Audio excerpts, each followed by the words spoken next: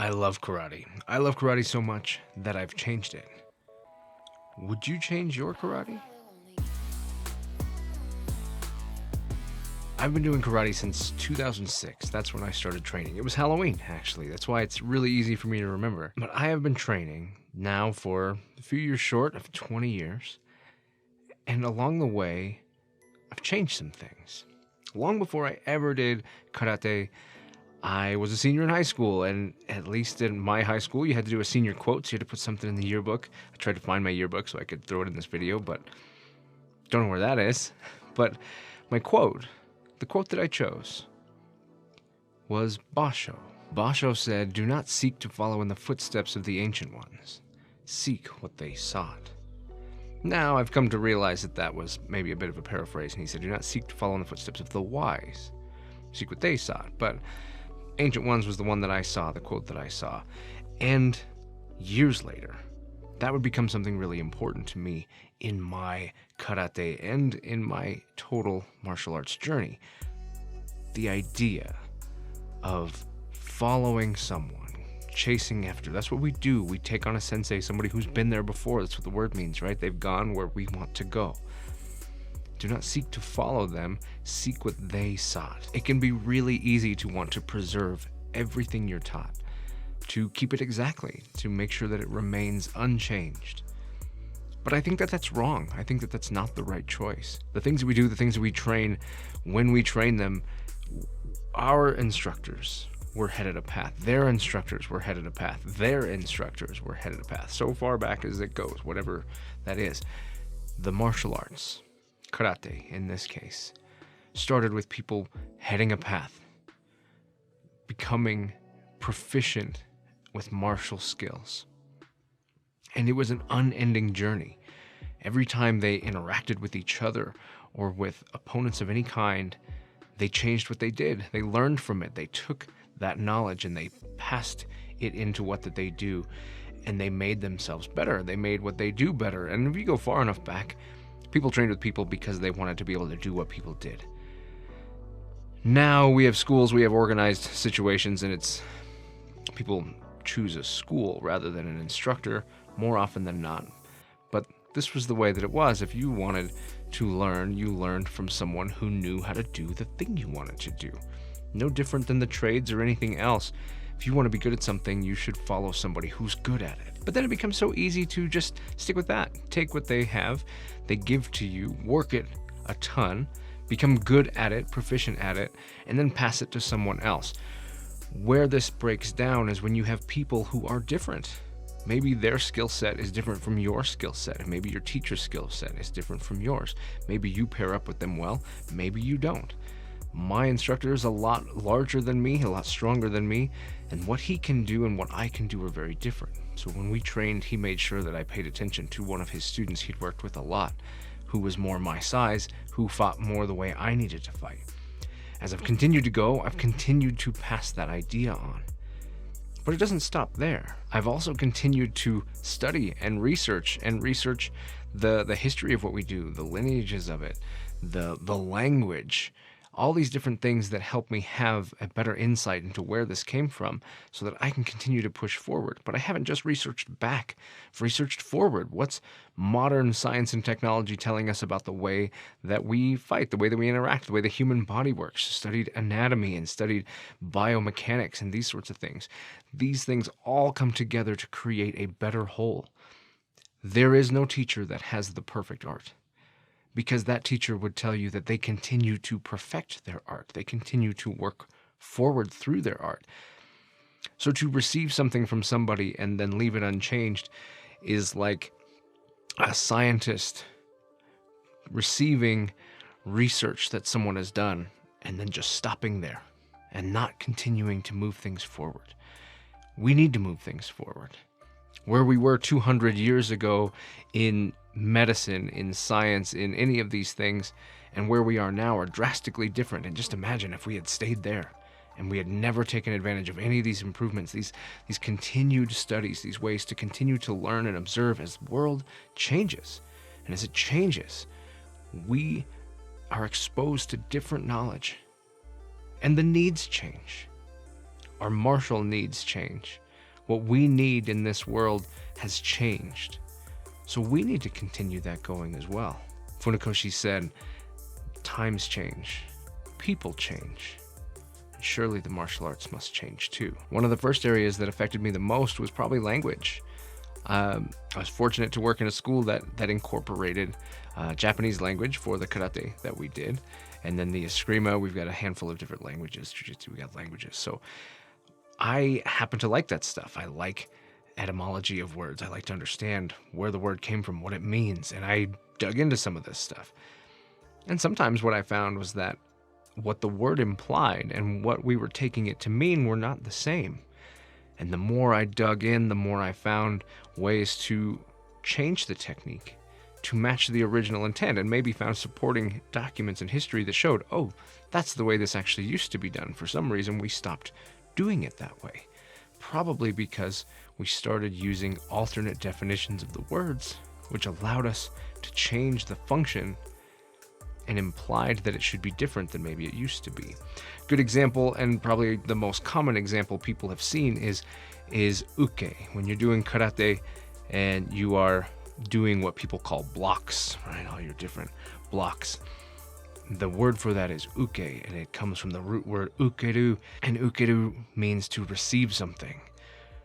So receiving something and blocking something are very different mechanics. What you would do to stop something versus embrace something are different.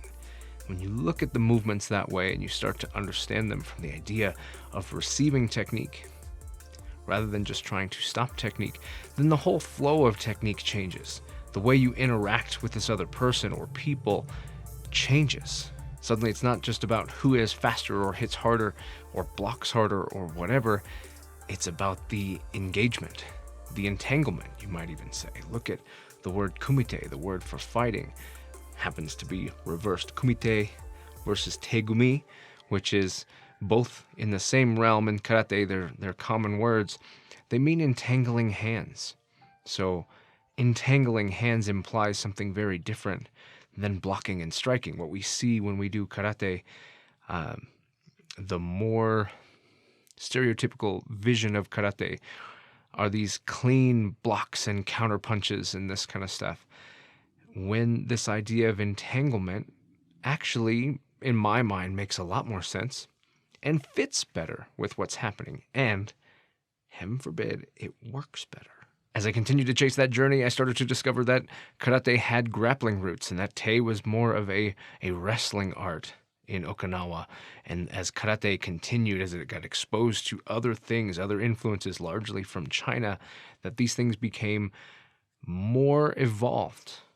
They became better, but they had a grappling root.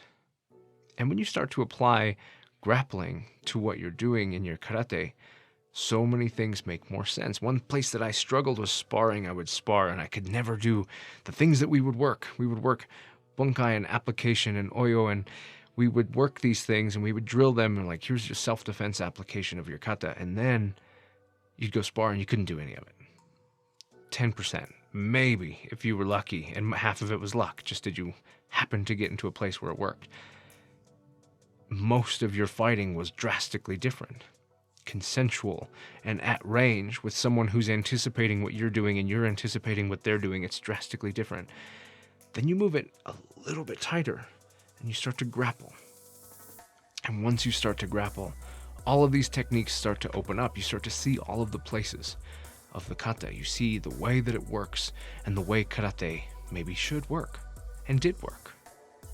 You start looking at outside of your school, wrestling, jiu-jitsu, judo, and you start seeing where all of these things overlap really well. The grappling is obviously a piece that's very integral to how it all works. Now, one area that a lot of people have changed as they've continued to modernize what they're doing is they've gotten rid of kata. They've taken it out.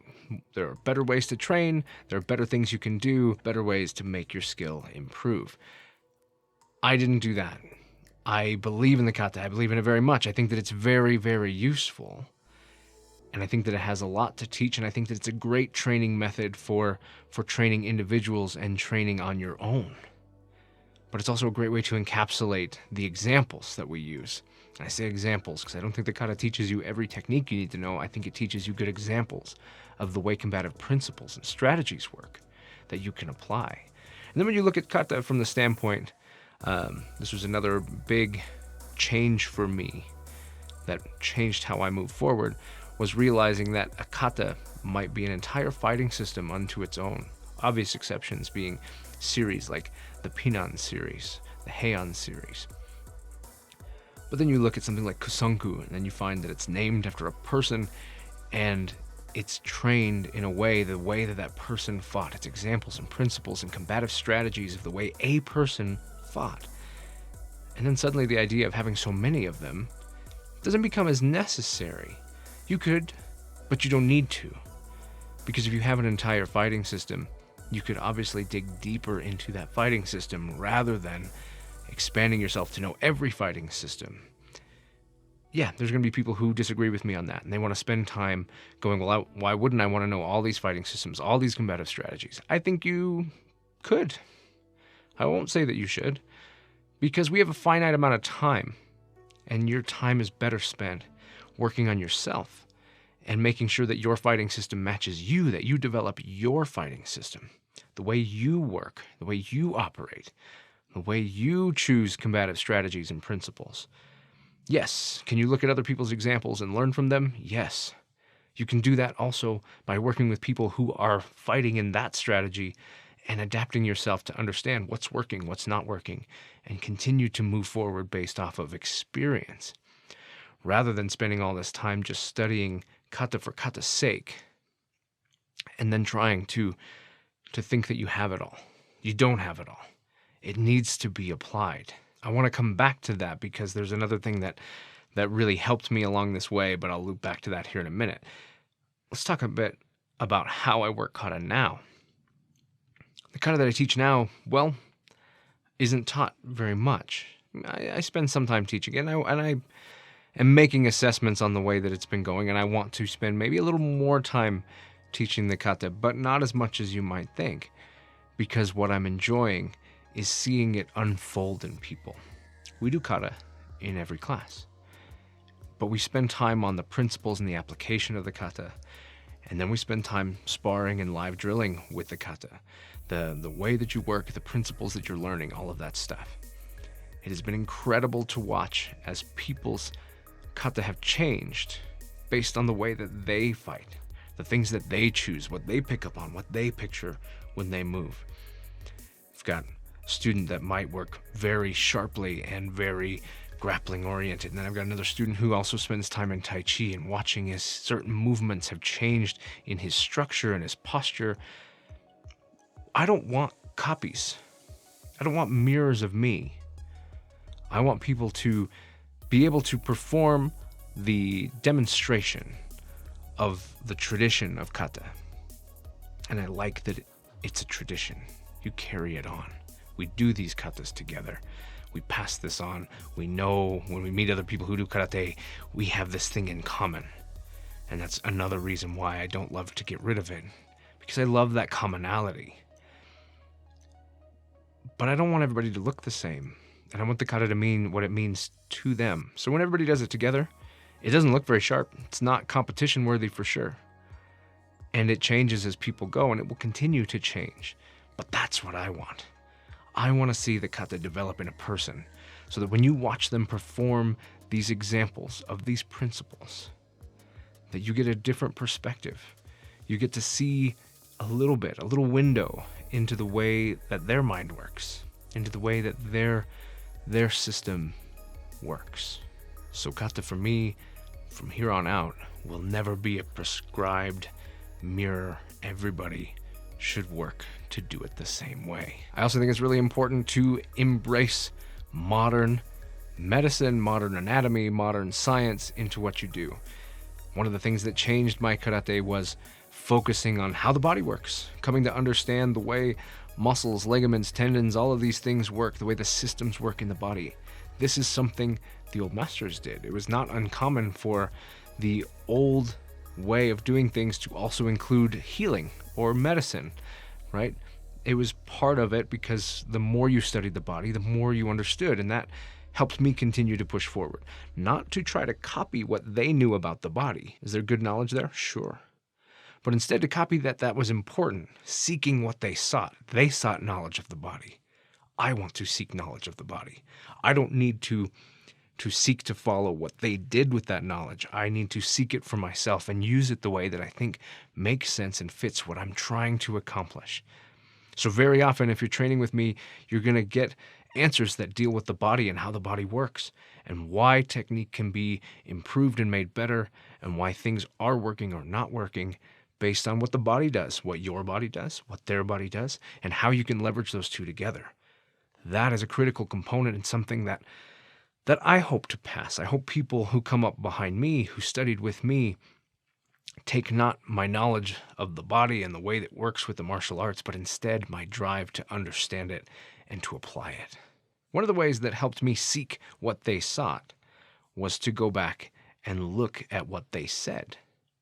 And so we'll read a few quotes, some of the quotes that have stood out to me, and maybe talk a little bit about what I think is important there, what I took away from that. Yukocho Higa said, many karate teachers teach a watered-down style, no hip action and no depth of punching. So it is easy to say that these teachers have no depth in their knowledge.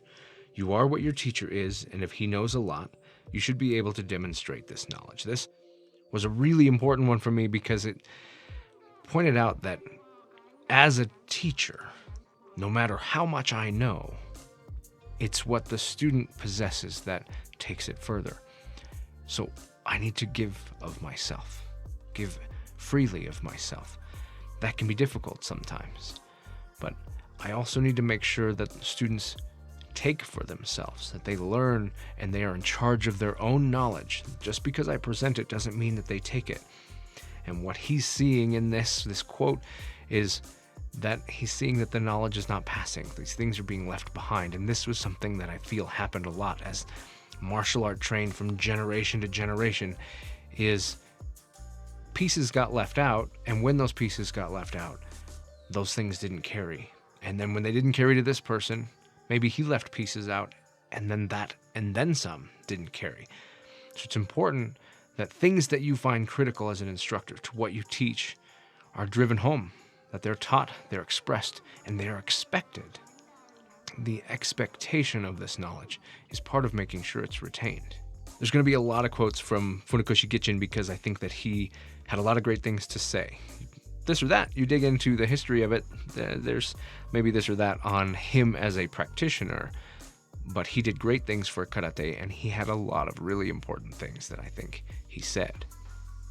In the past, it was expected that about 3 years were required to learn a single kata, and usually even an expert of considerable skill would only know 3 or at most 5 kata. Fast forward to today, where it's not uncommon to know 20. You might need to know 20 plus to get your black belt, and then maybe even more. If you follow the channel for even a little bit of time, then you know that this one stood out to me. This is something that hit home personally as I continue to push through and realize that the depth of knowledge, going back to the last quote, that the depth of knowledge is such an important thing when it comes to it. And if you spend all of your time chasing the next kata, then you only know them at the surface. You know them to quote Cobra Kai Season 5, Chosen, saying they know it an inch deep and a mile wide. It's not useful. Be very deep in your knowledge. Chase the depths, not the breadths. Funakoshi Gichin also said, once a kata has been learned, it must be practiced repeatedly until it can be applied in an emergency, for knowledge of just the sequence of a form in karate is useless. Cannot express this more. Forms are not fighting. Forms are not your skill. Forms are not your ability, and forms are not going to save you. Neither is the jump rope or the heavy bag.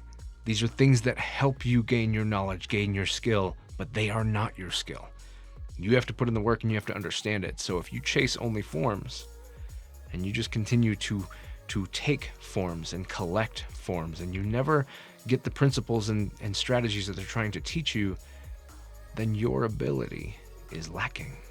Mabudi Kenwa says, a kata is not fixed or immovable. Like water, it's ever changing and it fits itself to the shape of the vessel containing it. However, kata are not some kind of beautiful, competitive dance. but a grand martial art of self-defense, which determines life and death. Here's what I think about that, and this one was really important to me as well. And you should know that from the way I describe kata. His saying that it should fit itself to the shape of the vessel containing it is exactly what I'm seeing when I allow people to study kata without me prescribing everything there is about it. It makes sure that it fits their vessel. It fits them, which I love. But this idea that it is a grand martial art of self-defense which determines life and death, to me, that's the mindset. That's the part where when you do it, when you practice kata and when you study your martial art, yes, it can be very fun. And you can laugh and joke and have a great time. But it is a serious thing. It can determine whether people live or die. And that seriousness needs to be a part of your training. That mentality and that mindset need to be a part of how you approach what you do.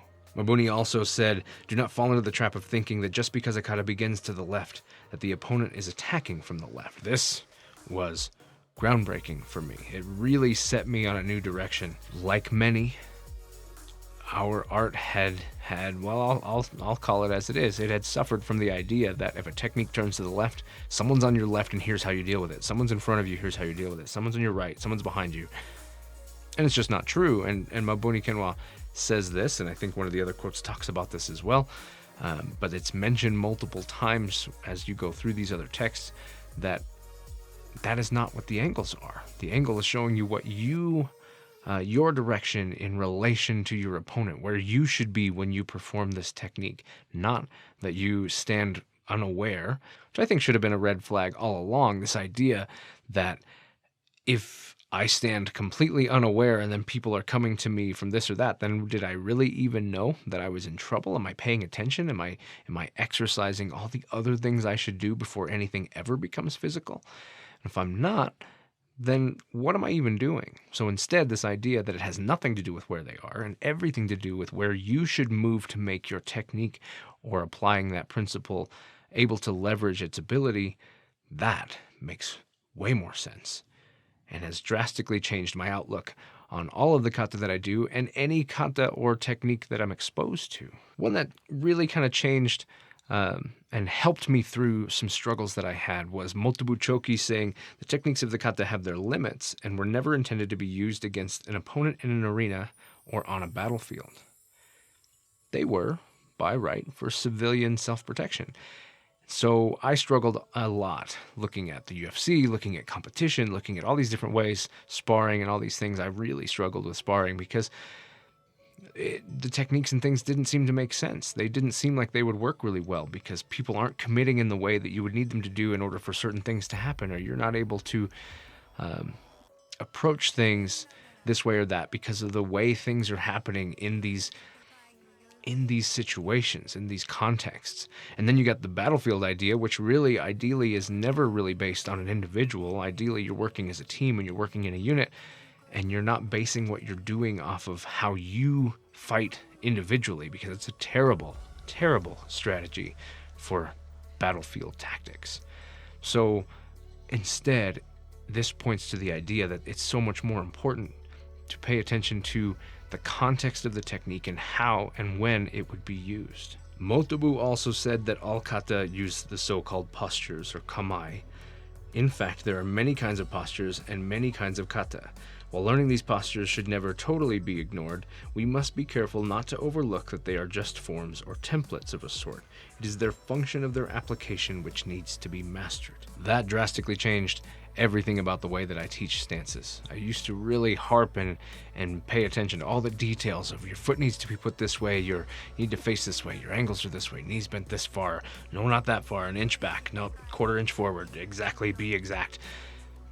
I appreciate the aesthetics of things, and so I don't hate things like that from an aesthetic standpoint, but from a function standpoint, it makes no sense. It doesn't matter, and what you need to do and what I need to do are very different. So instead now, following the footsteps here, seeking what they sought, was this idea that this stances are taught to teach a principle, and the principle is how you move a person, how you move your body weight or their body weight, or do that in a combination. And that helps you understand what a technique is trying to do, What is it trying to accomplish? How you can leverage yourself to make something happen. So stances need to be wrapped around the concept of what they do, not what they look like. What they look like will naturally solve itself as people understand what they're trying to accomplish with it. And while they find things that work and don't work, and you give them guidance to say, what if you tried this, or what if you tried that? They'll find the things that work and they'll stick with it because it works. That is the way stances need to be. Find what works for you and make it work. Understand the principles of the body mechanics that are taking place, the force and the physics that are taking place to make technique work. Same thing goes for the kata. When people understand what the technique is trying to do, an example of what a technique is trying to do, and they visualize that while they perform the kata, then the kata will start to show that. Their bodies will start to move that way because they're expressing what it needs to accomplish, not what it needs to look like. But then it will look the way it needs to. Miyagi Chojin said, through sparring practice, the practical meaning of kata becomes apparent. Funakoshi also had a quote similar, same vein type of thing. He said, sparring does not exist apart from the kata, but for the practice of the kata. And this just implies how important that sparring and live drilling and live training are to technique being useful and for kata to be functional. Performing kata perfectly does not make you a functional fighter, but understanding what a kata does and sparring and delivering it and figuring out what works and what doesn't work, that helps the kata become something real in you. Probably the best example I have of this right now isn't even in karate, it's in jiu-jitsu.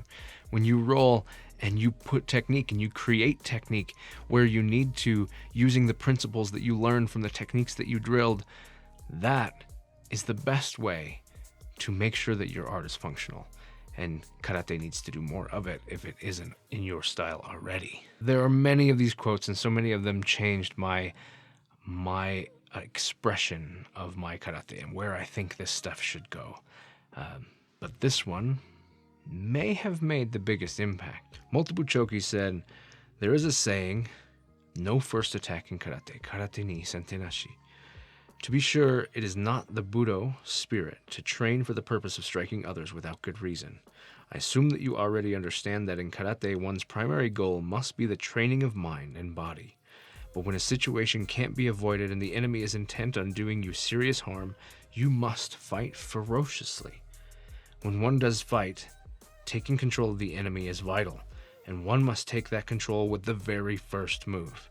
Therefore, in a fight, one must attack first. It is very important to remember this. Attack first. There's no first strike in karate, but attack first. Through all of my training, my instructor would bring up karate ni sentenashi. And then he would ask, does that mean that you don't hit first? And he wanted to make sure that you understood that the answer is no, you might need to hit first. It just means that you're not going to go and create these problems. So if he said that through all of my training, why did this quote make such an impact to me, and why are other quotes like it changing the way that I move forward? And that's because while I might hit first, and I might understand that that's not what that means, looking at the entire art, from the concept that these techniques are used in a preemptive manner, they're used preemptively to leverage what they're good at and to upturn the events in your favor, that's huge. For so long, people have looked at karate as defense only, and I think that it's great that it's there to defend you. And you should use it only with defense, but being preemptive is still defensive.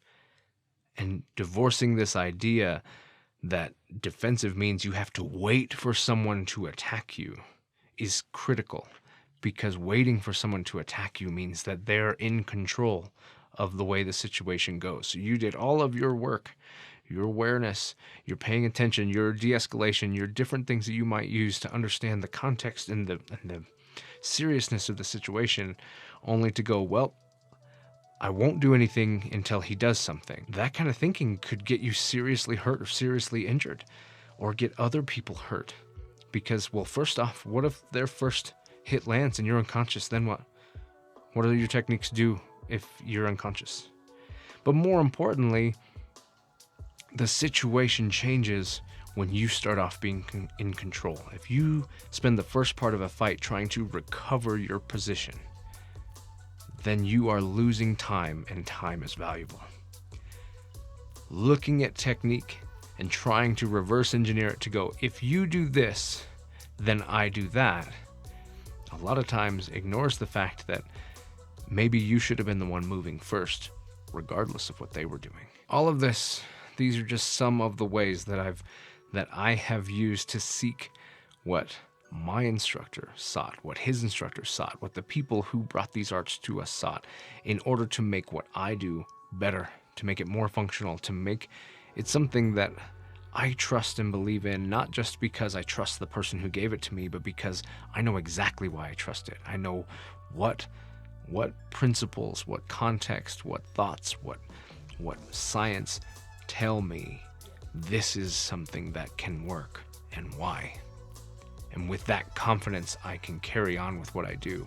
And yeah, that meant that along the way, not everything I did was right. I had to go through things. I had to go through like a scientist doing experiments and determining, yep, that was a failure, but that failure taught me something. And it taught me how to move forward. And I had to do things that worked for a while, and they did what they were supposed to do, but then recognized that it had been done. And it was okay to remove some of the training methods and things that we did because they were no longer needed or necessary. And be okay with doing that. And not just trying to keep everything all connected and everything kept. I can't hoard what I do. I need to be able to have something exist for its function, and when it does no longer have a function, it needs to be okay for that to go away. Each of these things shaping the future of my karate, of my martial arts, and shaping, hopefully by example, the future of the people who train with me, or maybe even the future of the people who watch these videos. Not seeking to follow in my footsteps, but seeking the things that I'm seeking. Thanks for watching, and I'll catch you next week.